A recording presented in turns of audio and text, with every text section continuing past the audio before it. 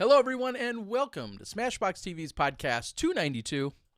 Terry Miller, the Disc Golf Guy, along with Johnny V and the rest of our Smashy family. I'm just sitting in my basement, fearing the 5G apocalypse. Don't get things started, all right? We had a pre-show talk. We've had people ask if we would do a pre-show. And on one hand, I think, yeah, I would love to kind of do a pre-show. On the other hand, that means, well, Terry doesn't necessarily have to get here early. I could just pull up the stream and then we'd stop it right before and go live. But there's a lot of times we're just kind of, we're talking shop. We're talking. Some things aren't for general or public consumption. We're talking about people that maybe we shouldn't talk about them like that. We'll see. Or decisions, right or wrong, that we feel like are being made, or strategies that are taking place. One of the things we talked about in the pre-show is our live view units, the ones we use to stream the live broadcast. Right now, with no disc golf, I'm looking at suspending the contract. Pushing it like the next 2 months, just let's not pay, and then extend the contract 2 months later. I don't know if that's a good idea or not, because I don't know what's going to happen. Are we going to see more events in November and December down south? Or is everything going to be crammed? Is there going to be rescheduling? It's some things that we need to talk to the Pro Tour about. We need to talk to tournament directors. There's the PDGA probably. There's a lot of things right now in flux, and just those type of things are what we like to talk about in the pre-show, and sometimes make fun of people. Yeah, usually our friends, not the golfers. So I'll throw out a quick disclaimer in talking about whether it's the 5G or just anything political. Someone, I'll say rightfully or understandably is a better word, understandably said today on my Twitter account, which I've been a little bit more active on recently, said, I'm kind of sick of the political speak from both sides of the aisle, and I follow you and tune into what you do for disc golf. I'd love it if you stuck with that. And I can understand that. I genuinely can. I've said very adamantly over the last 10 or 12 years or so that I try to keep most, if not all of my political feelings, like my actual, how to word it. I try not to be too blatant with them. Of course, some of you can pick up where I may stand or how I stand on certain things by the actions that I take and some of the things that I say, but usually I'm somewhat reserved and don't put it out there very bluntly. And I still am trying not to, but I have been just getting a little more caught up in all of the politics that are going on right now. And of course, this stems from virus talk, from presidential campaign speak, all of these types of things. And I eventually tweeted back and I said, that is understandable. I'm going to try and get back to keeping things, I don't know if apolitical is the term, but keeping things I get it. I understand. Not everybody wants some of that. And hopefully we are providing somewhat of a break. There's some topics we typically don't get to, whether it's on our show or within the disc golf media. And taking a break from some of those things, giving you guys a little bit of that break, hopefully is what you are here for. So we appreciate you guys for joining us. We thank you guys for joining us, and hopefully we'll continue to be a little bit of that, besides a break, just, some of that mindless wandering. We'll lead you down the path of mindless or endless wandering, and we're pretty good at going that way with it. So I just want to say, I know there seems to be an issue with the YouTube live chat right now. I'm looking at our settings. The live chat is enabled. It appears like it might be an issue on YouTube side. I'll keep an eye on it. Maybe it'll come back tonight. Maybe it won't. But Terry sees that live chat is enabled, so yeah, that is interesting. But it does not appear to be coming up for some people. You can find us on Facebook and Twitch as well. That's one way to silence any form of feedback or conversation, right? Just no chat. There is definitely a conspiracy somewhere out there right now that they are shutting down the live chat, and somehow that's related. I don't know if that's virus related or something with 5G. I'm sure there is someone that can piece that all together for us. So. I might be able to restart the YouTube stream, but that would break up the video into two separate videos. We'll have to see what's going on as to whether or not that may become a thing again. But tonight, super excited. We are going to have Mite, Dana Vici, join us here literally in just a few moments. He'll be coming in. We'll see what he's been thinking about as he's spending plenty of time with his 2 children along with his wife. I know they've been at home like most of us, so it'll be great to catch up with him. And then after that, we're going to have Kevin Jones. Little spoiler, I had a lengthy chat with Kevin Jones earlier in the day. We were working on something, which we'll get into and describe a little bit later, but we're going to have him on here. He's got some exciting things going on, a few changes going on in his life, and he said he hasn't really put it out there publicly. I said, hey, if you don't mind, everybody would love some good, fresh news. Yeah. So Kevin Jones is going to join us, and we'll have a little chat and connect with him. So, Johnny, if you're ready, should we look into our favorite Mario character? I think hanging out in our Disc Baron digital green room, who continues to support us through these slow times. We appreciate it, Disc Baron, over there in Michigan.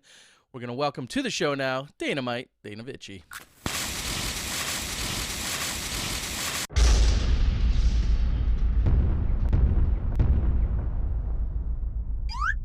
Boom goes the dynamite. Yeah, buddy. Dynamite, how are you doing tonight, buddy? It's me, Dynamite. I'm doing all right. Aside from just catching up as you guys were opening the show on a little bit of tragic news in the world. John Prine, sounds like he's passed away. So rest in peace and cheers to John Prine and all of you out there with the legal smile right now. This one's for John. Dana, as I kind of was introducing you, talking about, again, all politics aside, coronavirus clearly changing up all of our lives. And I think one of the things that would continue to think way in the back of our head is I was watching video coverage and I'm assembling video coverage, and I see all of our players, we all know it. You high five before almost every single tournament round. And I was watching it last night. I was editing some footage, and I'm like, wow, it almost looks unnatural now, because I'm like, oh, what are they doing? Isn't that crazy? And are we going to be in a different world? Absolutely. I think a couple weeks ago when I was on we were talking about what tournaments will look like once they are okayed, and one of those things is it's probably going to be no contact. We'll see that, and maybe some other things like tee times. But yeah, it's for a non-contact sport, there's lots of fist bumps and high fives and handshakes and pats on the shoulders. That might be a thing in the past, at least for the near future, whenever disc golf tournaments do return. Yeah, and one person that might be happy about this is someone we're all friends with, and we know he lives in here in Milwaukee, a good friend of ours, Steve Held. He's always been somewhat irritated by the fact that on the tee of the 18th hole, everybody kind of high fives and does their handshakes then, as opposed to just waiting until the 18th hole is complete. Has that ever crossed your mind before? Because he's like, it just doesn't make sense that we do it then. Why don't we just do it at the end? Yeah, it really never came into mind until someone on my card was like, "Hey, I'm waiting to the end. I'll get you at the end." And that's one of the all-time greats, Mike Mosier. So if you're ever playing with Mike Mosier, Delaware deucer, wait until the end of the round to give that handshake, fist bump, or whatever you prefer to do. But and you know what? If someone comes up on the 18th and tries to shake hands, I'll usually give a fist bump because my hands are, usually pretty, sweaty. I got a birdie bag or a whale sack or some sort of bag in my hand, and it's kind of gross too. So I like to wait until the end of the round and not ruin the vibes that my hands got going.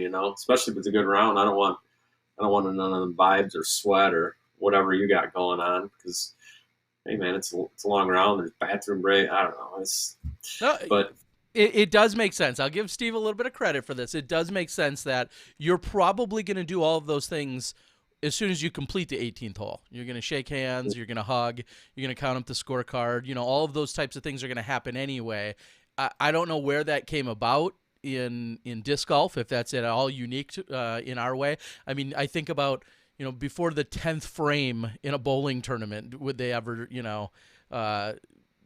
start wrapping up the match, so to speak, or, conclude the match, or have any kind of exchange in that way, or, any other sports where it's like we're so close to the end and then we do that, and it's very common, and then we go ahead and we do all those things as soon as the round is done as well. So I do give them a little bit of credit for bringing that to our attention, but I don't know if it's something we're going to ultimately change or not.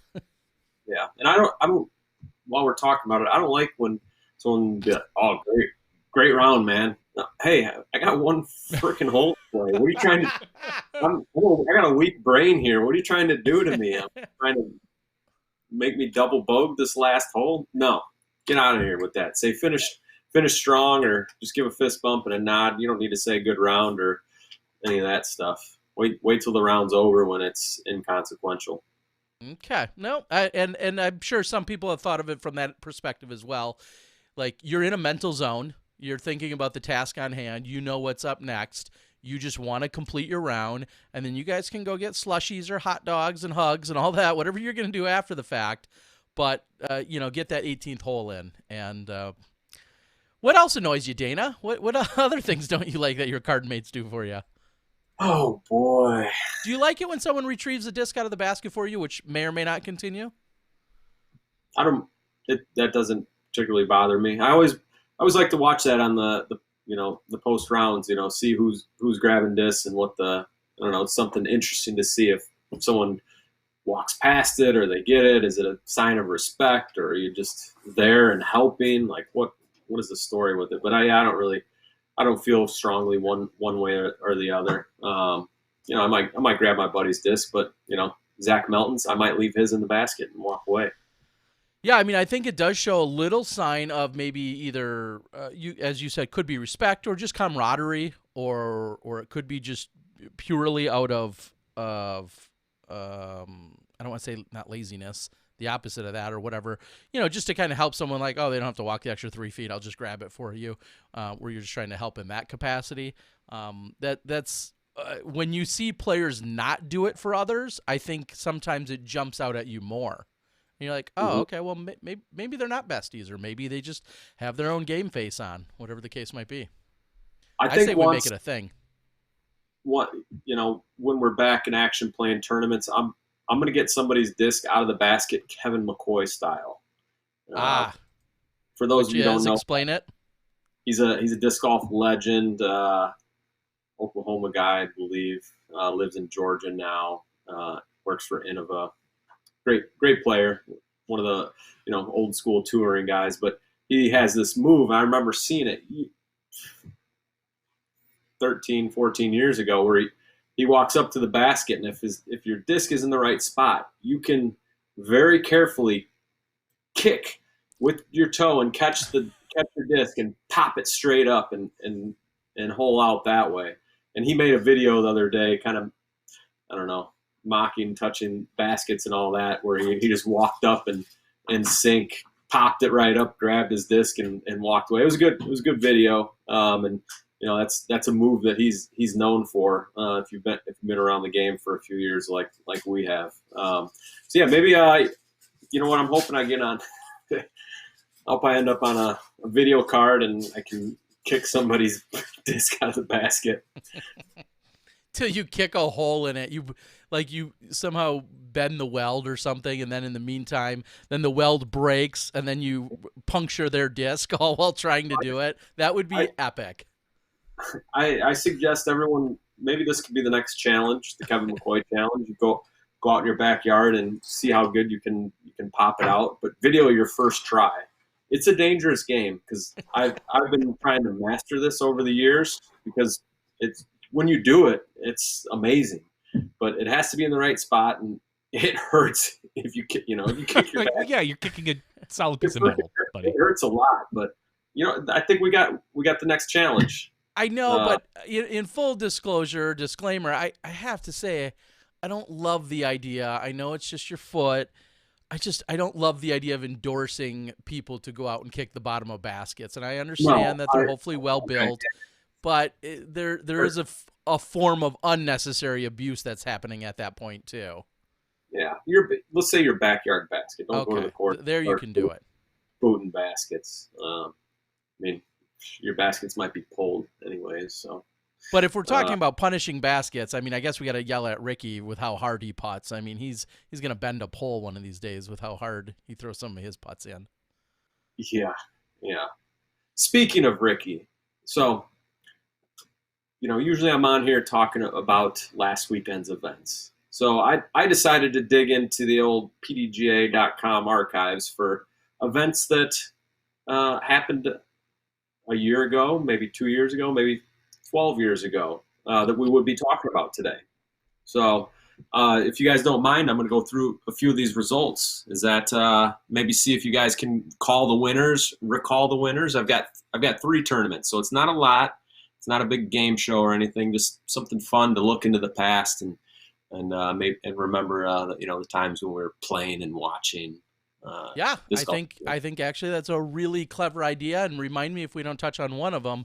One quick throwback that I'd like to have before we wrap up this segment. There's a pretty significant one that I'd like to talk about. So go for it, Dana. What do you got? All right. Most recently, March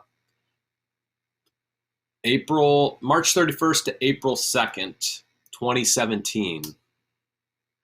Terry, you were probably at this event. In fact, I know you were. You know the event I'm talking about.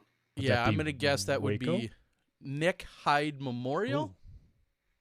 Nick Hyde Memorial. And what was significant about that event? So this was a Disc Golf Pro Tour, A-tier event down in Texas. Is that the event that the truss tipped over due to high winds? That could have been it. That was probably the event then that was ended short or ended early. We had some nasty weather that rolled through there. I remember doing a few updates with Steve Dodge where I went out to like Facebook Live just to kind of try and put the news out there. And that was one of the earlier times. And of course, cancellations in tournaments have happened in the past, but this was one of the larger scale events up to that point that had such a drastic impact on as to how things were going to proceed, what the weather looked like that day and that the remainder of that day, and even into the next day. All of those things were taken into consideration. The live coverage, lots of post-production coverage, all of those things factored into being down at that course in Rockwall, the Harry Myers Championship course in Rockwall, Texas, right? That is true. That is true. And man, simpler times. Just talking about events being canceled, and drama around that. It seemed like a big deal. But yeah, so we're talking right now the Nick Hyde Memorial Disc Golf Pro Tour, powered by Innova and Heiserbaum. This is in 2017. As Terry said, it was cut to 2 rounds due to weather. Leading after round 1. Good friend of mine, Peter McBride. He popped off a 49 1080 rated round. And little did he know that would be, excuse me. Little did he know that he wouldn't have a round 3 to make up for his poor round 2. Coming in round 2 was Paul Macbeth. He went with a 51 1064 rated. He had shot a 51 the previous round, won by 2 throws over Simon Lizotte and Richard Wysocki. Finishing in a tie for 4th was Nico LaCastro and Nathan Sexton. And that was 100. I can't remember if I said it, but that was 112 player open field. So pretty darn big field. On the FPO side, 21 total players. Terry, how good is your memory? Do you remember? I do remember. Recall. You should. What I think I recall is Paige Pierce finished with something like a double bogey and a bogey, and due to that, she had a 1 or 2 or 3 stroke deficit, maybe 2 stroke deficit, and that is ultimately if I recall, what cost her the win, so to speak. She obviously was leading or doing really well. And then I think she had a very poor finish on her last 2 holes. I think it was a double and a single, or maybe even a triple and a double or something like that. They were both over par. And when it was all said and done, there was kind of this Steve Dodge went on and made kind of a woulda, coulda, shoulda video, I feel like, and which ruffled some feathers, unfortunately, because, life is all about woulda, coulda, shoulda, or maybe shouldn't be. And I feel like that was the difference in that she did not win the event, or I don't think that's what caused her to tie. I think that's what caused her to lose the event was her poor finish on that second day, really with no one thinking there wouldn't be a third day at that time because the women were going off earlier in the morning. Am I anywhere near it, Dana? Yes, you are in the ballpark, absolutely, as expected. So Paige, I don't recall exactly what it was, but had some form of a bogey on her last couple holes, which allowed Katrina Allen and Sarah Hokum to win the event. They tied, but the final round being canceled. So a rare thing on PDJ.com. Once an event goes official, you usually only see one name next to the first place finish as a first place finisher. But for this particular event, Katrina and Sarah both got the co-victory, and it's kind of interesting. Probably hasn't happened too many times in PDGA, I can say. Yeah, I apologize. I did. You're exactly right. Katrina had taken birdies on 14 and 15 and then parred 16, 17, and 18. Sarah Hokum had a bogey on 17, but otherwise had a pretty clean back 9. And Paige had taken a double bogey on the second to last hole. And when it was all said and done, that was she was at 126 total as opposed to the other 2 women that were 125. So, of course, it could have been a woulda, coulda, shoulda if somebody else would have birdied this and that. But I just recall she took a large number on one of her final few holes, and that was pretty much the difference. that would be it. Shout out UDisc, still helping us out. All right, so on to my second event. This one took place in 2009, also in the very large state of Texas. Terry, Johnny, do you know what event took place April 4th and April 5th of 2009? 2009. In Texas. That was before I was vlogging, and before we had the national tour was still in effect. I'm wondering if it was a Texas state in 2009, but I mean, either say a Texas States or a Waco, and I'll be the first to admit I was not privy to either of those. While they were national tour events, that just wasn't an area I had traveled to or frequented that much, and never really got down there for those events. But I would say it's either a Texas States or a Waco. Nailed it. Texas State Disc Golf Championships was in Houston, Texas. 216 total players, 28 on the open side. So this is back in 2009 again. Had some pretty solid players there, but really just shredding it and dominating was Matt Oram. He came out and shot a 52 the first round, which was 1050 rated. Well far away from the rest of the field. I think next best was a 57. So he had a five throw lead going into round 2. Good friend Avery Jenkins was shooting some really good disc golf, trying to chase down Maddie, along with Michael Olse, name you might not be too familiar with, but great disc golfer out of Austin, Texas, and a really good course designer. He's got some great course designs under his belt. But Michael's also on Matty O's heels, but ultimately neither were able to chase him down. Matty O got the victory. $1,500 paycheck. Avery and Mike Olse finished in a tie for second. Nico Locastro, Robbie Bratton finished in 4th and 5th. So I do want to, I believe, did I see that Matty O's dad, Jim, passed away recently, Terry? Yeah, 3 weeks ago about? Yeah, probably a month or so ago. Yeah.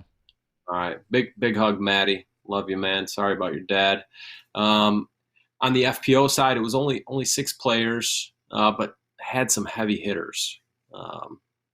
Definitely have had some of the best players to ever play the game, and winning the event was Des Redding, Hall of Famer. She played some pretty darn good disc golf. No big surprise that she got the win. Finishing in second was Valerie Jenkins. Shout out to Bevel. I think they're celebrating. They just celebrated their year anniversary within the past few days. And then young Liz Lopez finished in third place. Quite a few throws behind both Des and Val, who were, they were in their heyday. They were 963, 962 rated right there in that moment in time. Very, very cool. Some great names, and it's funny because if you would have asked me who do I think won it in FPO, my guess would have been, I would have said, I think it would have been Des or Val, but Val would be my second guess. So to have them go 1-2, maybe not too much of a surprise in that sense. So very cool. Yep. All right, Dana, give us your third trip down memory lane before I get to my quick one. Okay, my way back goes all the way back to 2008. I remember this one very well. This one was down south, 160 total players, full field, Atlanta, Georgia, the Atlanta Open. Either of you guys been down to play some disc golf in Atlanta before? I believe I played the Secret Squirrel Soiree, where I met one Courtney Peavy McCoy. And it was that very weekend. I think it was probably April-ish, and I don't know if it was quite that year, but I was down there, and that's where I remember meeting Courtney and watching her play the way she did. And I remember talking with her afterwards at the awards, and I was just like, wow, she is good. And she went on to continue to be very good and have a great career, then marry Kevin, as you who you referenced a little later. So one of those amazing experiences of traveling to a new area, meeting new people, and then later discovering that they've gone on to be, such an icon in our sport. So yeah, yes. Was that a Keith Johnson event? It was not that year. I apologize. I forget the gentleman's name that ran it. But it was not Keith Johnson running it that year. Right on. Well, this particular version of the Atlanta Open, I remember it so well because I was there. I remember I was subbing high school right out of college and looking for events to play, and the Atlanta Open, it was that week. It was like Tuesday or Wednesday or something, and it was full. So I emailed Rand Eberhard, the tournament director, and I remember sitting there in class, and I get an email back. I'm in. I got in off the wait list. So I got out of school that day, went and packed my bags, and headed down to Atlanta, Georgia. Again, simpler times. And it was a 4-round event. We played 2 different courses. A very wooded one the first day. My memory is kind of blanking on that, but very wooded course. Didn't treat me very good the first round, but I remember nothing went right. But then I shredded that second round and got myself back into a respectable place. I went 931, 1019, but we're not here to talk about me. Why not, Dana? Why not? But so there were some, as I said, there were some heavy hitters there, such as Phil Arthur, Craig Laviar, Matt Dollar, Scott Reef, Will Schustrick, Dave Greenwell, Jason Light, Kevin McCoy, the champ, the original champ, Ken Climo, Zach Newhouse, Josh Childs. A lot of good names, not just from the South, but mostly from the South, but a few other areas like Illinois. And so end of the day, it was a battle between the champ, Ken Climo, and Kevin McCoy, and Ken Climo ended up winning by a stick that final round. Him and Kevin were shredding. Climo shot a 49, which was 1070, where McCoy shot a 50, which was 1061. So Climo won by 1 throw over McCoy. Jason Light finished in 3rd. Dave Greenwell finished in 4th. So I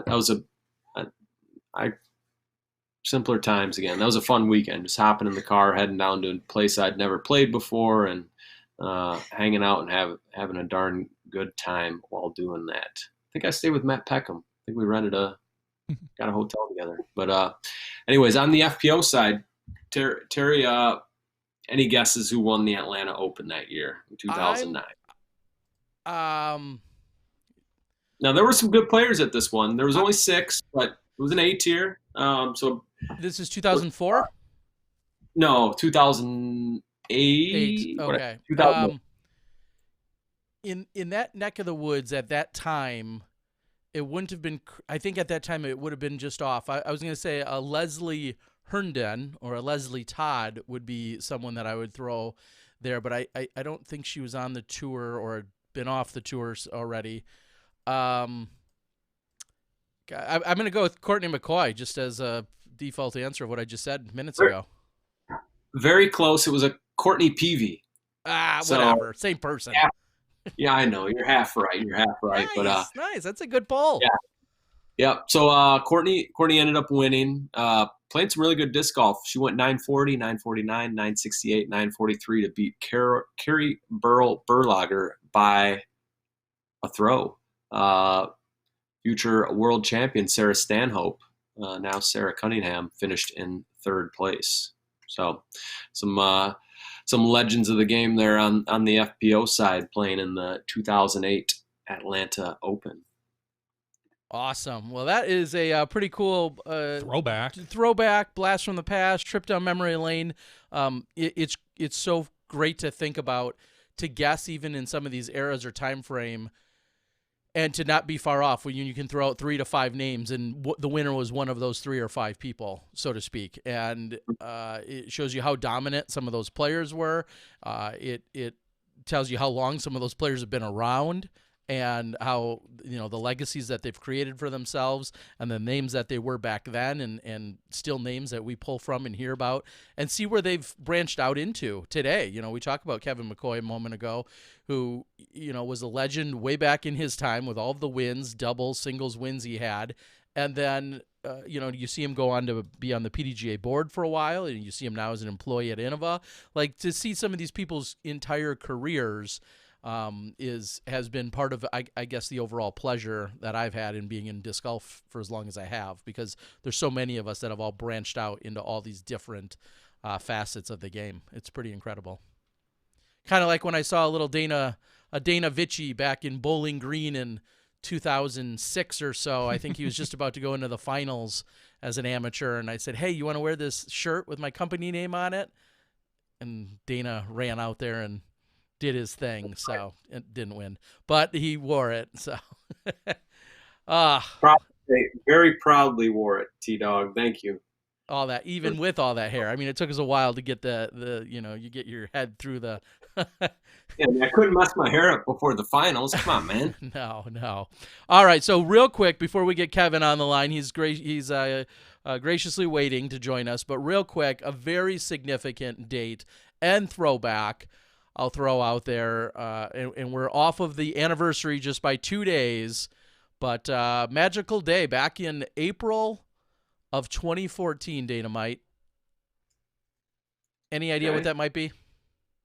April of 2014. April 5th, specifically, 2014. 2014. That was before Edith was born, so I was hopefully playing disc golf then. All right, you big jerk. First ever live disc golf broadcast by SmashBoxxTV. Oh. First ever live tournament rounds disc golf brought to you by SmashBoxxTV. At Silmar?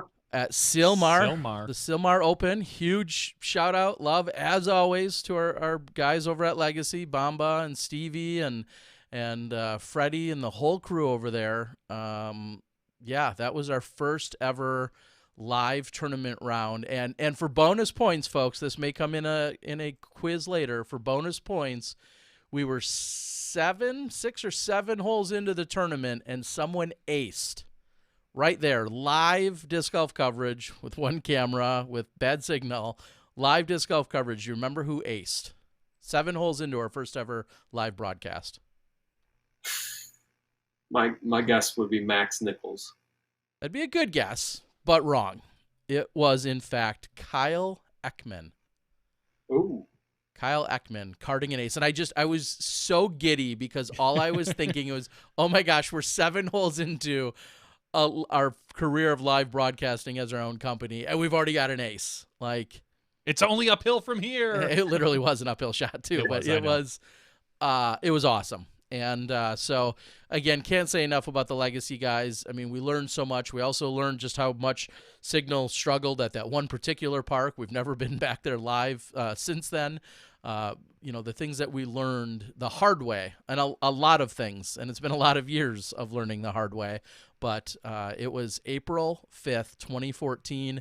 Do you remember who was on camera? That picture's been around a few times. I would guess Ekman, Rico, Nichols, and I don't recall. I phrased that poorly. Who was behind the camera? Behind the camera, oh, the disc golf boy, AJ Risley. AJ Frisbee. Yeah. So, just think Wow. about that, guys. Where we've come. AJ's now, what, 10, 20 rated, superstar, has his own waffles printed on discs, and that guy was working a camera for us. He's a legend. He's a legend. Yeah, I know. So, and quick shout out then, Max Nichols turned out to be your champion at that event. Congratulations to him. It was definitely an upset because so few people had ever beat Steve Rico at his home course. That's a feat in its own. And Max came out on top. So congratulations to him. Jeff Thomas was second, tying Wally Moore. Steve Rico came in 4th place. And on the FPO side, I think we only had did we only have FPO Masters? Oh, I guess because I remember seeing Suzette there. But anyway, pretty incredible. Can't say enough. A little bit of an anniversary date that we kind of skipped over in the last few days on social media, but certainly one that we'll be able to remember forever. Right on, right on. Well, I'm going to leave you guys with that. I do have something for the Smashies out there. Go buy a disc from your local disc golf shop or your favorite disc golf retailer. Make sure you're supporting them and still buying plastic if you have the funds and are able to. Hope to see you guys next week. And as always, thanks for having me on. All right, buddy. As always, Dana. Appreciate it. Thanks for joining us, and hopefully we'll talk to you in the next few days. Good night. All right, that's Dana, my Dana Vici. Great idea, actually, to pick an event or two. Some that are just really, truly out of sight, out of mind. I guess he started with the somewhat easier 2017 event, but to really backtrack into yesteryear, thanks to the PDGA website, picking a given weekend from way back is a great idea. So thanks for that, Dana. All right, we're going to see if we can get Kevin Jones on the line. I think he's got our Skype, or I don't know if we have his Skype. We have a Skype that we used over a year ago. Well, with him. I mean, you could try and dial him up. We'll see if he answers that. If he doesn't, things might get weird, but well, one way or another. No more weird than what they have. Than normal. So apparently someone was saying our YouTube chat is disabled because there's a new YouTube setting that says that this stream is for kids. And even though in all of our places by default we have that turned off, for some reason this particular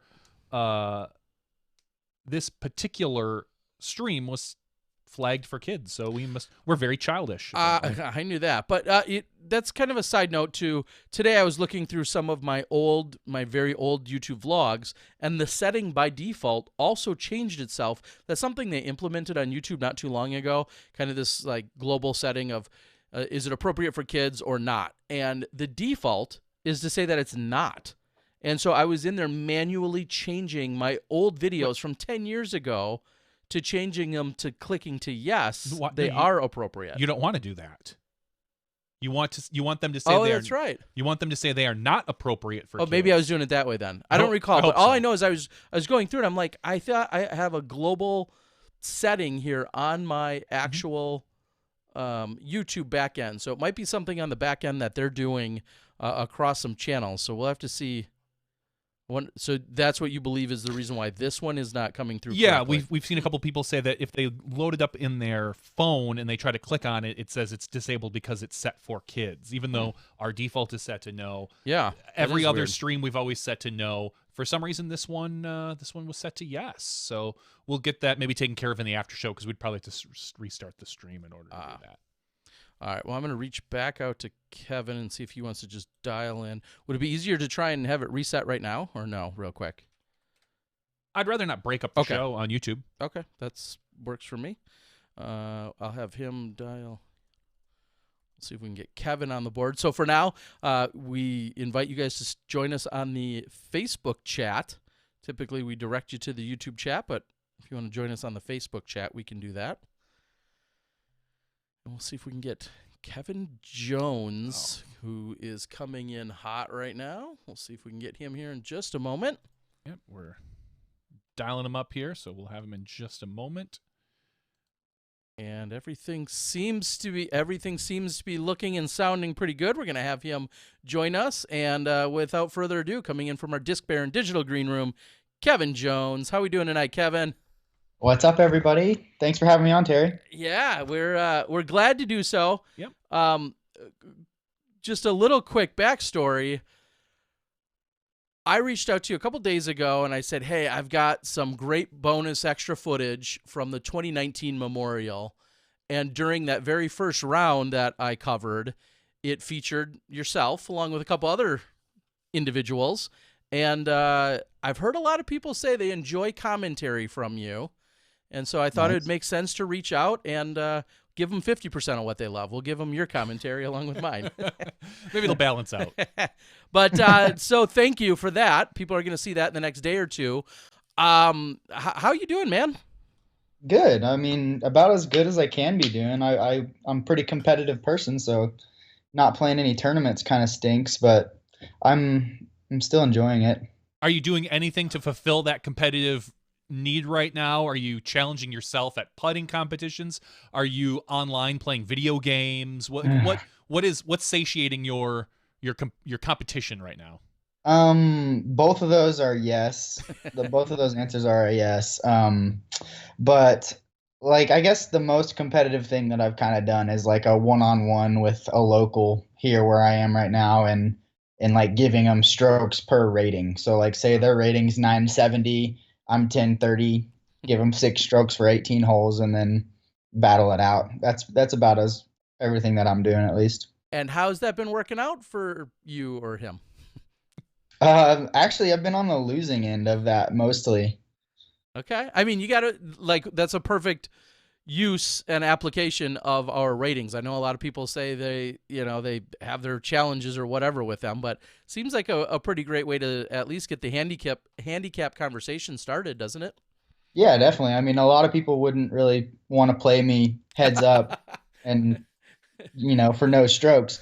But especially when it's like a local on their own course and I give them strokes for the rating, they love that. And so I've been doing that quite a bit. Even you can do it with like an 890 rated guy too, and it gives them a chance and it makes you have to play good. Yes. Well, the question is have you guys established any rules that if or when he beats you, he has to put in the disclaimer, well, he gave me 7 strokes, or does he get to just post it to social media? I beat Kevin Jones. That better be understood. Okay. I'd check and see if there's any fine print there. No, fine print.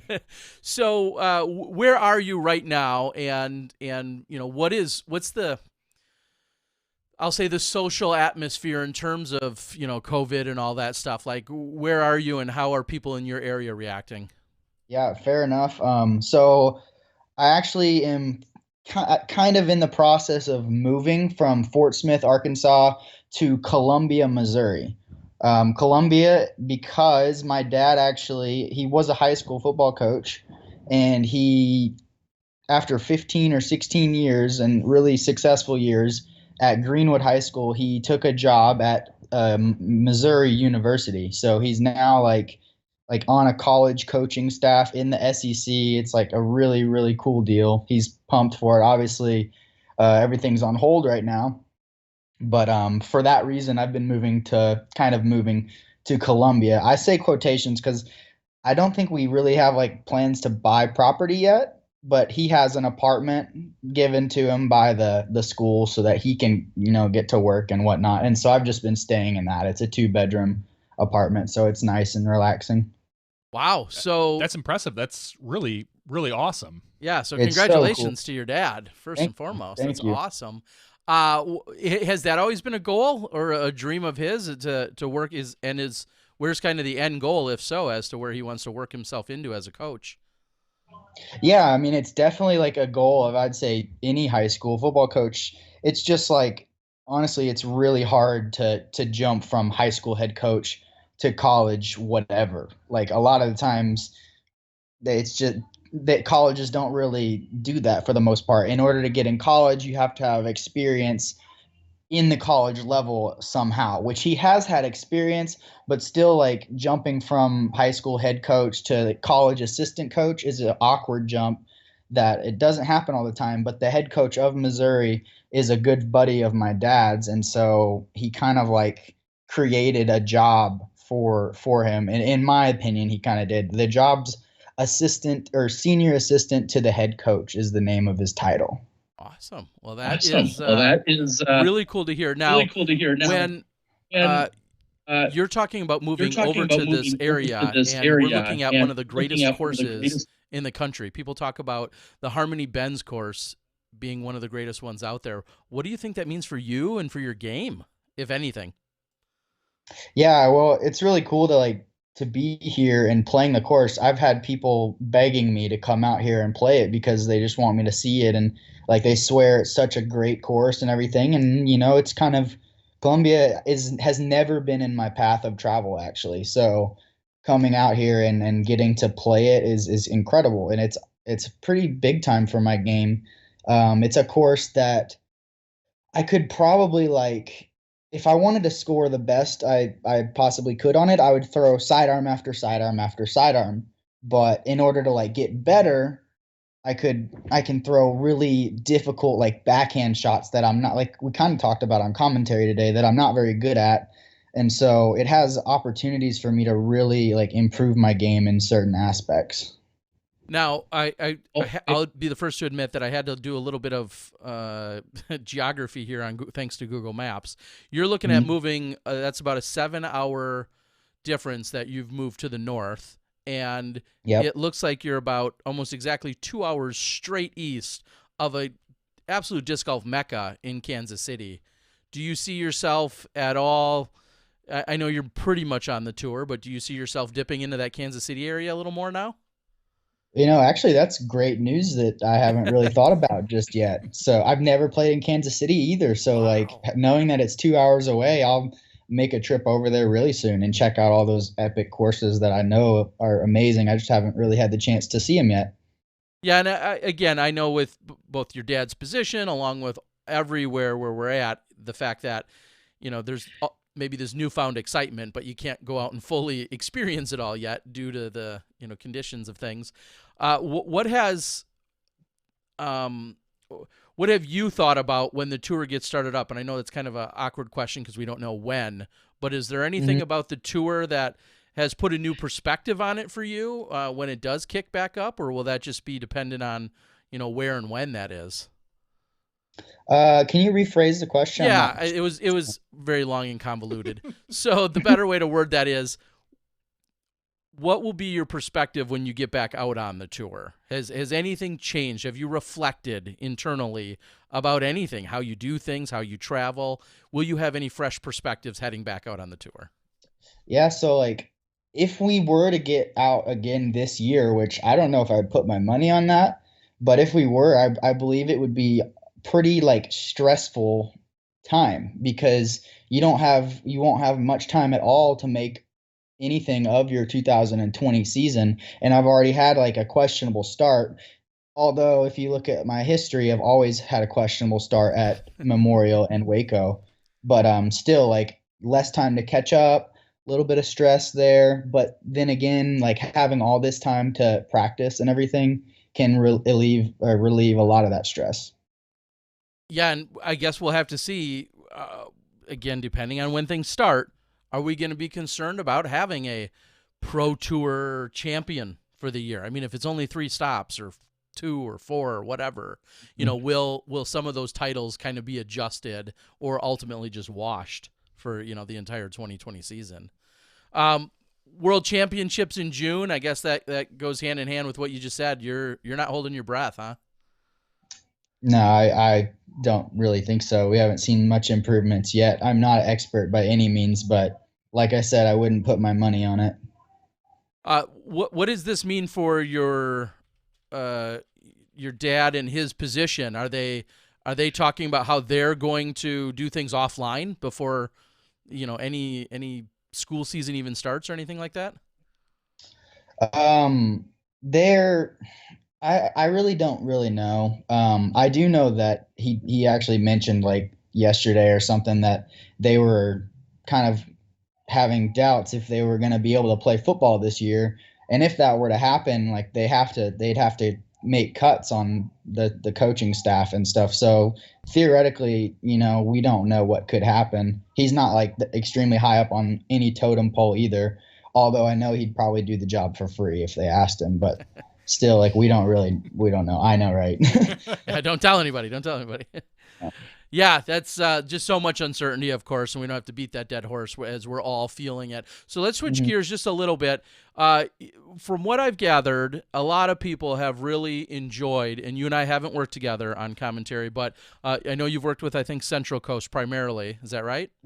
Yeah, mostly probably. What is it about commentary that you either enjoy or do you feel like you excel at, or what is it about commentary for you? For me, it's the dissecting of the game. I enjoy. I feel like I understand a lot of analysis of the game because I'm pretty like. I get pretty like specific on like first of all my game, but also understanding how everybody else dissects the game, what people are good at, what people are trying to do, how courses like what part of the course dissecting holes, like knowing dangers of holes, knowing what people really want to do. So a lot of the dissecting of the game is my favorite part. I feel like I excel in that, and so that helps a lot in commentary because if you know what you're doing on the course, then you can pretty much explain it to everybody else and see what everybody else is trying to do. Now, you're young enough that some of your disc golf upbringing you may have seen or watched Central Coast or Jomez or My Stuff or whomever. Was watching disc golf before you were a top-level player? Was that something you ever did? Or were you more of the, I don't care what those guys are doing, I need to go out and practice on my own kind of thing? No, I mean, I was absolutely a big time fan of you name it, like back in 2011, I could still remember like some videos that were super like memorable for me. The Nico and Paul Ulibarri, like we're jamming in the name. Like I can still remember. Do you know what I'm talking about? Yeah, I remember that. Yeah. That was those, but even past that, I was still a big time fanboy, especially when Jomez hit the scene. I was in Nicaragua for 4 months, and I was watching like the disc golf pro tour coverage while I was over there, just because it was available and really enjoyable to watch. And so I also got to experience like the wow factor whenever I got into the pro tour scene and started actually seeing all these people in person. I hear people say that all the time, like, I can't believe that, I'm actually seeing all these guys that I've seen on YouTube and stuff, and I can actually relate to that. Yeah, and it's something we, again, being in the U.S. and me specifically, we kind of just take for granted. Not to say you're not special, but I get to see you just about every weekend, and then I always have to remember some of these players, if you're not coming to their state or within 4 or 6 or 8 hours of them, they may never see you in person. And so we still have that kind of famous, persona or pedestal that you're put up on. Yep. It's been incredible to see the evolution of all of this unfold in terms of the media, in terms of the fans. You being a sports fanatic, what do you see as the future for disc golf? And I know it's a big question, but what do you see as kind of the future for disc golf?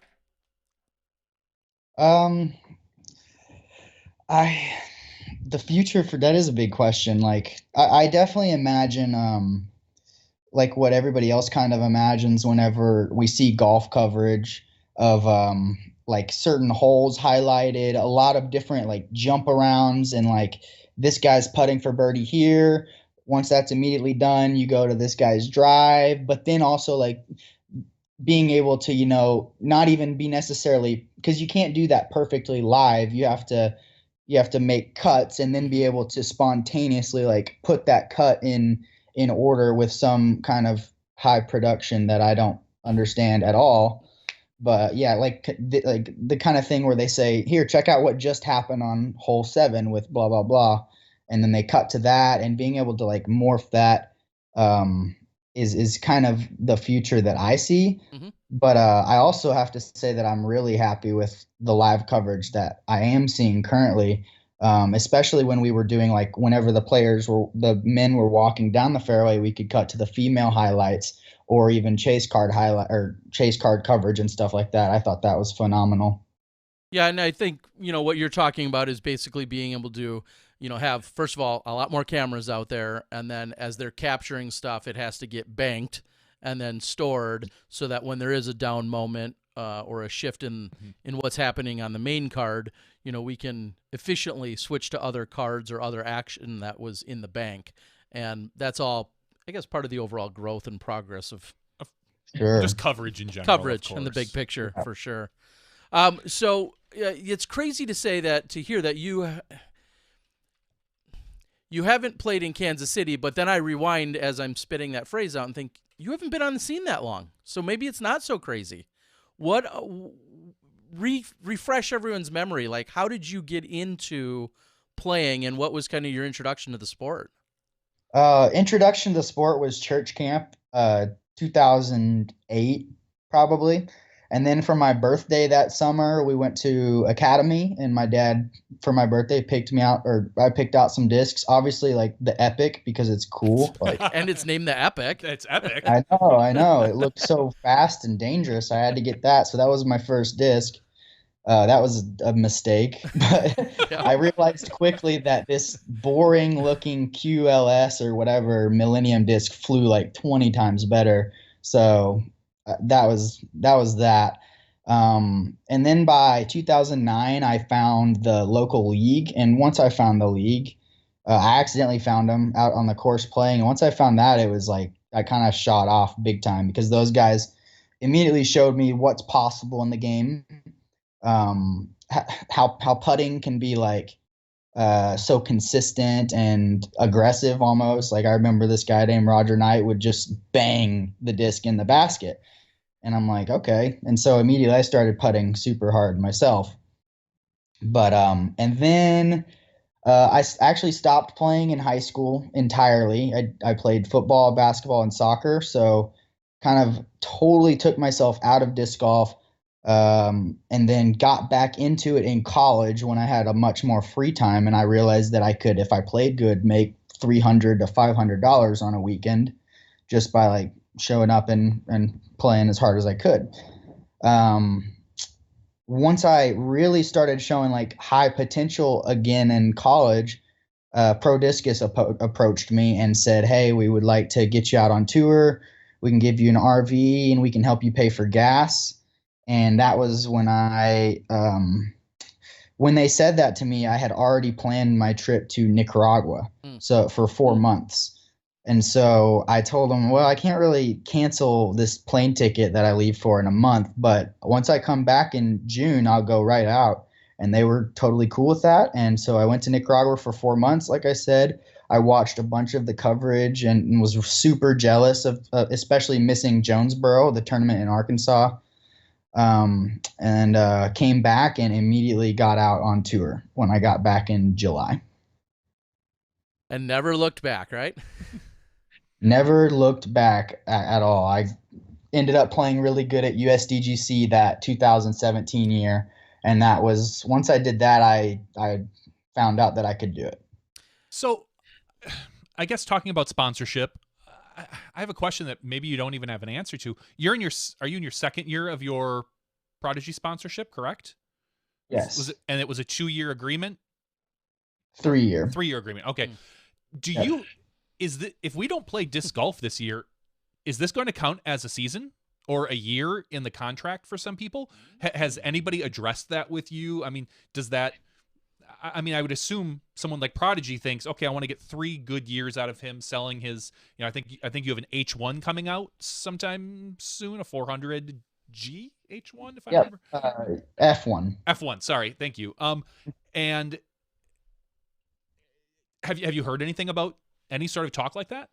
We're actually kind of just now discussing the possibilities and stuff. From what I understand is like it's possible that we could possibly receive a reduction in what we earn and stuff, but just like every company in the world right now is having to do, they can't afford to pay people. But I'm also kind of, from what I understand, being assured that if that were to happen, which it probably won't have to happen, it would be later paid and taken care of down the road. Fortunately for me, I have such a great deal with Prodigy, and they take amazing care with. I hope I can spend a decade with them because they take such good care of me, and I'm not worried at all. I'm not stressed out. I just feel really fortunate just to only worry, like, not even worry about anything and just play disc golf in this time. That's really nice to have, most certainly. Yeah, absolutely. That having that security and that just overall confidence that you have with them, I hope every player has that. Whoever their sponsor is, I hope every player can acquire that and maintain that. And Johnny, you do bring up a great point, is when you have, you know, someone like yourself, though, that has a 3-year deal, at what point will they say, okay, you just automatically gets tacked onto the back end, and your 3 years technically going to look more like a 4-year, for instance. And I think that'll be yet another bridge our disc golfers have never had to cross. I mean, that will be interesting. And when does your F1 drop? Do you know? Really soon. I would expect, especially, well, you know, the factories are all shut down, so it's tough to say now, but it's pretty much ready to go. Like, I have the stamp ready, and the discs, I'm pretty sure, are already there. So right when the factory hops back up into business, which maybe is in a week or so, we'll be good to go. Okay, great. And then speaking of other sponsorship, I know that as you're sporting your legit shirt, Ryan Draper, just an all-around awesome human that has supported some video coverage that I've done, and I know he supports you and has a crew or a team. What's your relationship with Ryan and Legit been? Yeah, it's been amazing. Like, Ryan takes incredible care of me as well. He does all of my apparel. So almost any shirt that I wear out during tournaments was purchased and printed by Ryan, printed the Prodigy logo and the Legit logo. And those are like my 2 main sponsors for sure. He also has got a batch of H1V2s, which you might have been talking about, Johnny. The H1V2s are they're Spectrum, and they say KJ USA, and he's giving me all the profits for those. And those are available right now. Actually, you can still get them shipped to your place right now during this time. Yeah, I knew you were associated with an H1. I forgot about the H1V2, but then your tour disc is the F1. So yeah, just you got it. Got to get that straight. So I'm going to backtrack a little bit to when you and I were doing commentary today. And again, I'll throw it out there. Memorial coverage from 2019. It was bonus action. I got a little support from Legit, and it was just kind of, I was in the area, and I wasn't part of the live contingency last year, so that's why I went out and just got some extra stuff. So that's finally dropping, and I feel like it's very appropriate now. You were watching that today, and we were commentating on round 1 at the Fountain, and you literally didn't recall a number of the outcomes, and I think that's great. Do you feel like that's a strength of yours, where you don't recall what happened? You have a short mental memory, whether it's good or bad, and is that something you've ever really focused on? I definitely do consider that a strength, actually, especially bad things that happen to me. I don't remember unless I'm reminded. So I actually think that is a really nice strength of mine. But there's also other factors of, like, I've played 50 events since then. And then you count the rounds in each event, and you count the fact that I played the exact same tournament a year later. And so I've got all those shots in my brain as well. So it was like really cool to actually see all those shots and not know what was going to happen. That was awesome. And it boggles me because I think of our athletes and how good recall some of them have. And I remember watching something on Aaron Rodgers, and they were literally asking him plays from college, and he's like, "Oh yeah, that was this defense. I had the guy split out, and he could repeat exactly what was going on almost any play in his entire career." And I just thought, wow, this is why some of our pros are so good, whether it be football or disc golf, and that they have all this memory bank to be able to pull from on every different situation, whether it's wind, course in design, or disc selection. It's pretty amazing sometimes. Yeah, that is wild. I wonder if he would have remembered still like his worst mistakes as a quarterback and how he would have remembered those. It's very possible that he would very clearly remember them. But for me, like I usually forget those pretty good. Yeah, and there hasn't been a lot of changes at the Memorial for the last couple of years in terms of layout. So this year it was interesting because, as you said, we got to hole 10 at Fountain Hills, and hole 10 is one of the few holes that looks very different. Same with hole 3 at Fountain Hills this year. Those are very different from what we've seen in the last few years. So having those change ups in hole 5, I think, looks a little different as well. But it will be great for people to go out and enjoy that. And you bring up a good point that Simon said in doing some commentary. He said the same thing, that he's like, I love watching footage that doesn't have me because it's all fresh to me. When we were watching some mixed doubles. So which is great because we talked last week with Simon about a project that we're doing here. We're kind of doing a remix on the Jonesboro Open where we snagged different shots from different years for each player. So like I have 3 rounds from you from I think 2018 and 2019, and we just randomly will pick one of your hole ones, throw it into kind of like a slot machine, and we do that with 4 consistent players, and we don't know the results. And so hopefully in the next week or two, we're gonna have someone come on, and I think Simon agreed to do some live commentary for it. It's like a fresh round using old shots. So that is super unique. And it's it's Simon, Ricky, and Double G, because both you guys have all done really well at Idle, or at Jonesboro. Sorry, not Idlewild, at Jonesboro. Awesome. So yeah, so that'll be interesting because you're gonna be like, wow, man, I wish you would have used my shot on hole 7 from round 3 and not round 4 or whatever, But that's the cool thing is, like you said, kind of a slot machine. You throw them all in the hopper, and we'll see what one came out for you. And you may have birdied it, you may have double bogeyed it, and it'll be like a whole fresh round for us. You'll have to tune in and see how you did. Sure. No, I will. That's awesome. Any other aspirations of things you'd like to, we'll say, accomplish or pursue off the course? And let's just play pretend. Say we're back into season mode. You're playing, pretty much every weekend. You're traveling. You're touring. Is there anything else that you want to throw in addition to that? Do you want to do demos? Do you want to do clinics? Do you care about designing courses? Is there anything else outside of golf in the normal mode that you plan to pursue soon? Honestly, no, not really. All I really care about is what makes me happy is playing good disc golf. Perfect. Yeah. I mean, I love it. Like, I love that you know that, because I think a lot of players are navigating and some don't know, or some are trying a bunch of different things, which may or may not be successful. But if you already know like what's going to make you happy and probably therefore successful, I think that's great. You already have that. You already know that. Mm-hmm. Yeah, that was one of like the questions that I kind of wanted to answer for myself this off season. Actually, is what really makes me happy. I was kind of like wondering, and I figured it out. Playing good disc golf makes me happier than anything in the world. So working hard and everything is what I can do to achieve that. So with that being said, I might consider like starting a Kevin Jones kind of business or something. And I enjoy the idea of disc design and creating molds that I could bag, kind of like what Paul is doing. I really admire that.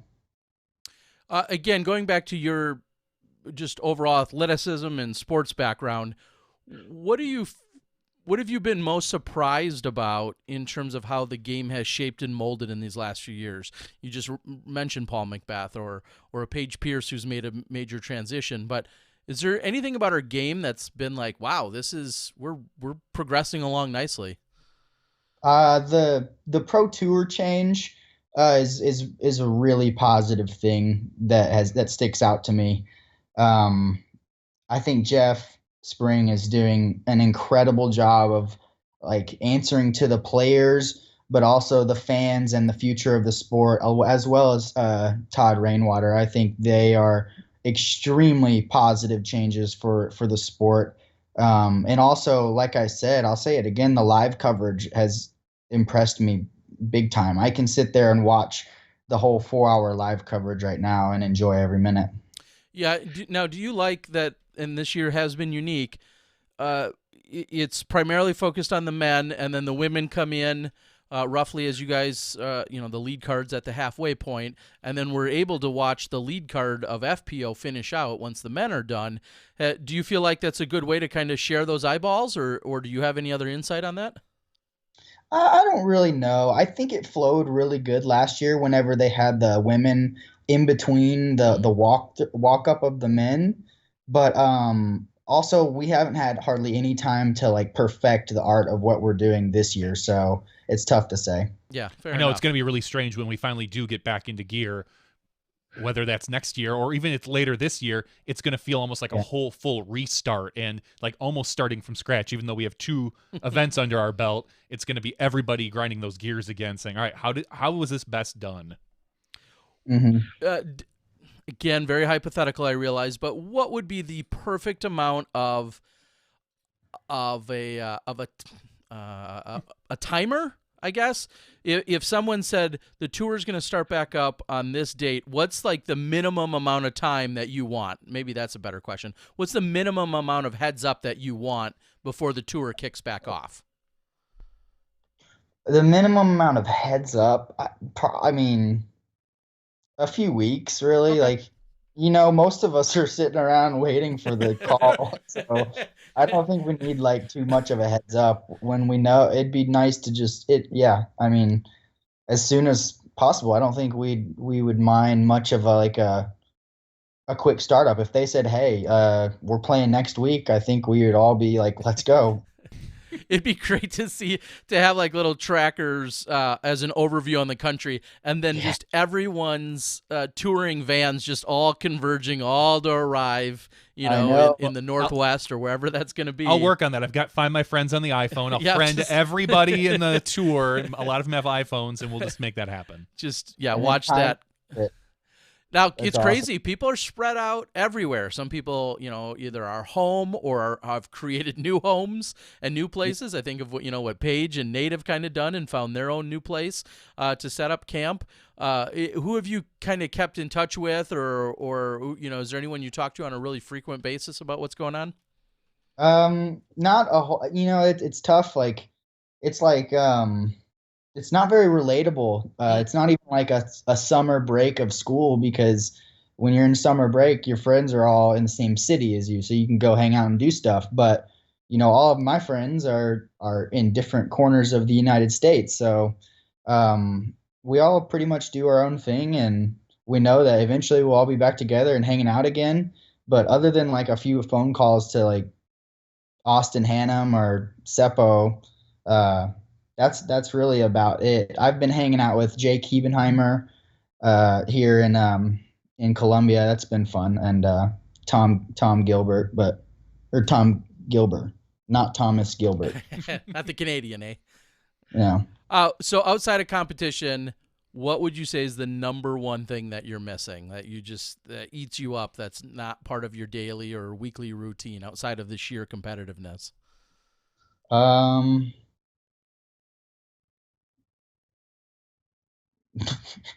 We do so much disc golf. It's like, how much we love disc golf.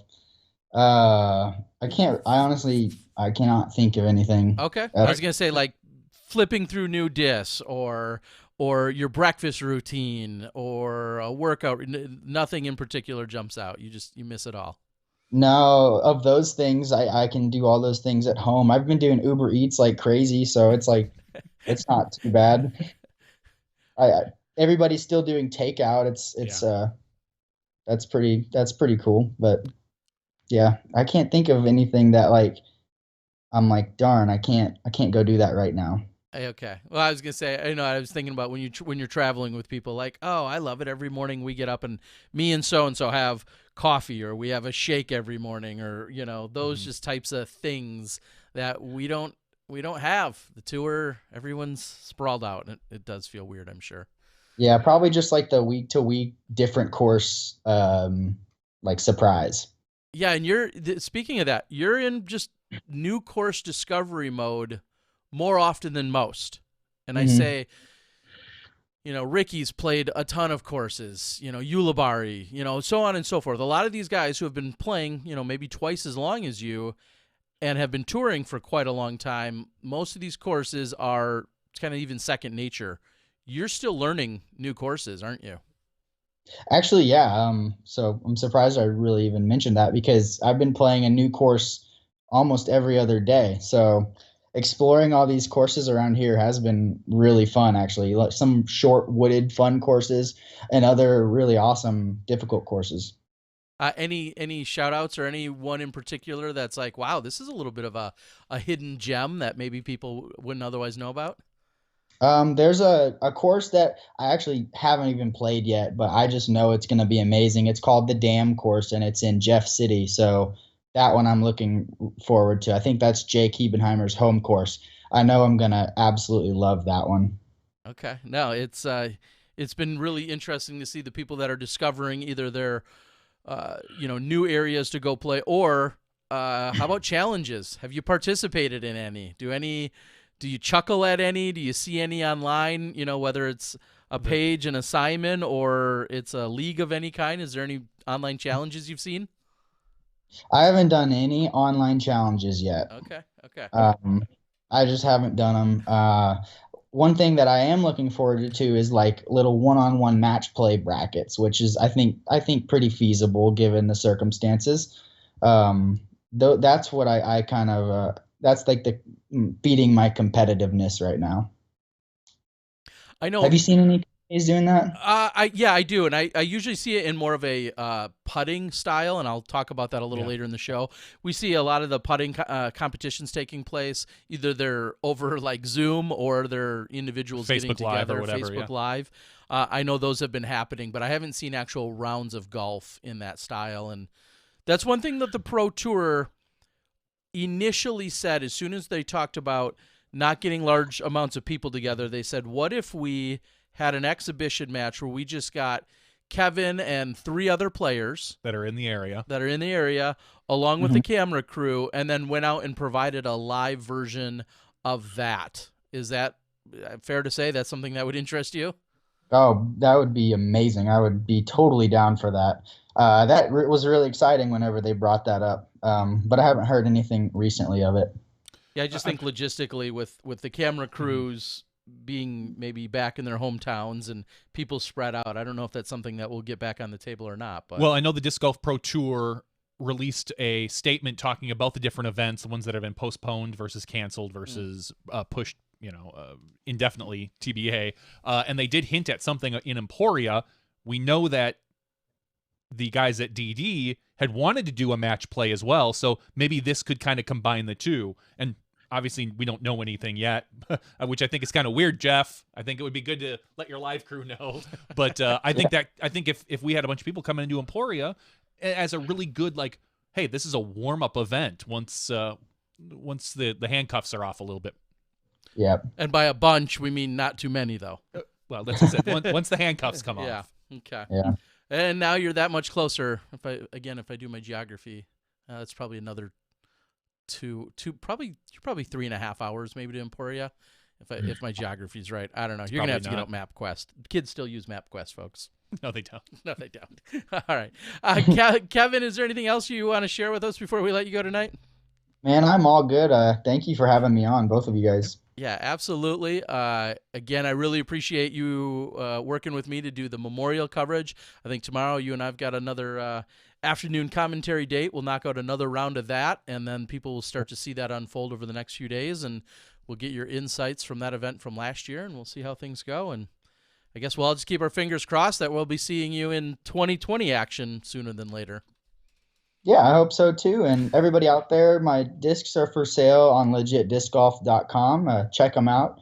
If you're looking to support me, I get 100% of the profits, and Legit is an awesome company that is great to support as well. Absolutely, Ryan Draper and crew. And so again, Kevin's two main sponsors, Prodigy and Legit.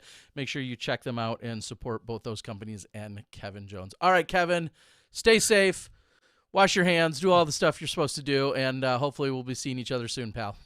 Yeah, you guys as well. I'll see you soon for sure. All right, take care. Have a good Thanks, night. Kevin. See ya. All right, as we said, Kevin Jones, go out and check out his sponsors, Legit Disc Golf, along with Prodigy Discs. And, I know Dana mentioned it at the top of the show.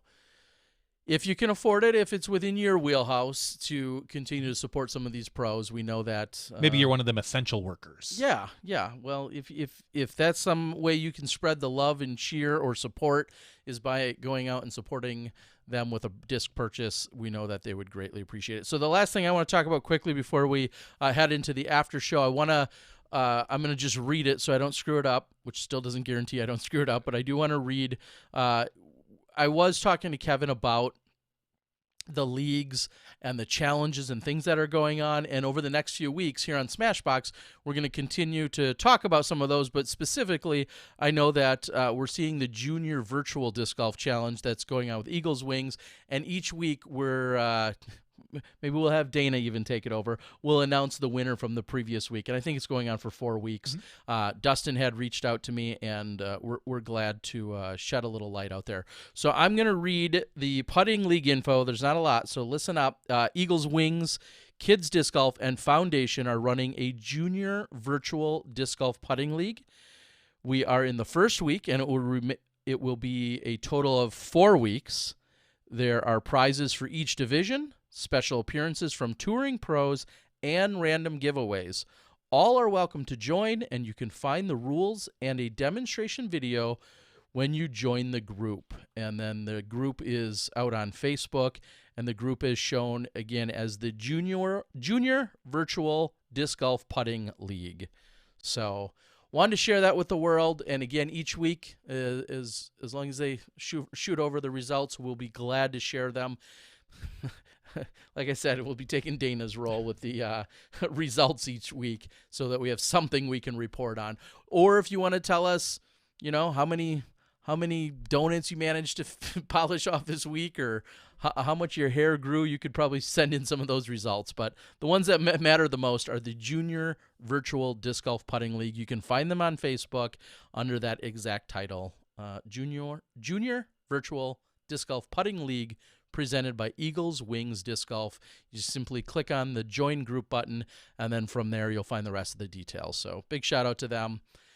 And real quick, I'll say there's a ton of challenges, and it's not just the really YouTube ones that are Simon Lizotte and Brody and Paul and Paige. By all means, participate in those. We'd love to see more of that. But there are probably dozens of disc golf challenges going on that have schedules.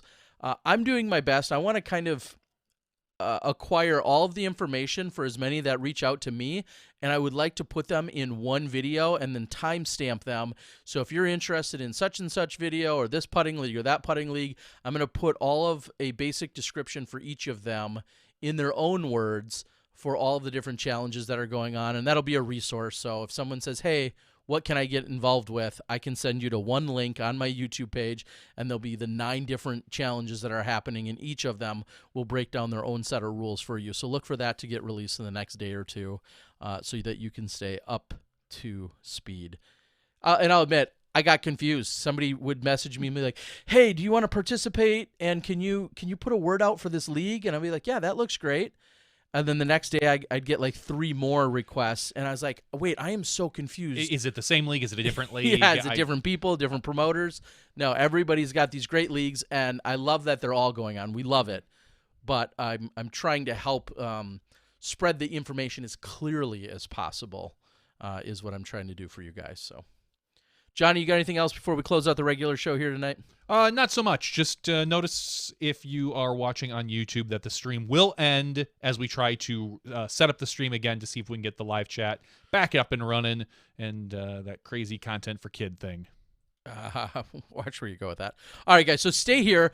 Again, the stream might end, but if you're watching SmashBoxxTV/live, you stay right there, and the stream will pop back up for you on that exact same link as we head into the after show. So don't worry, we'll still be here. We got stuff to give away. Patreon discs are shipped to you people. Holy cow, can't wait to see those pictures. You got hit that the mail. spreadsheet I sent you? Oh, I got it. Oh, good. And I copied and pasted for a good frickin' hour because that was the only way to do multi-level shipping. That's for another day.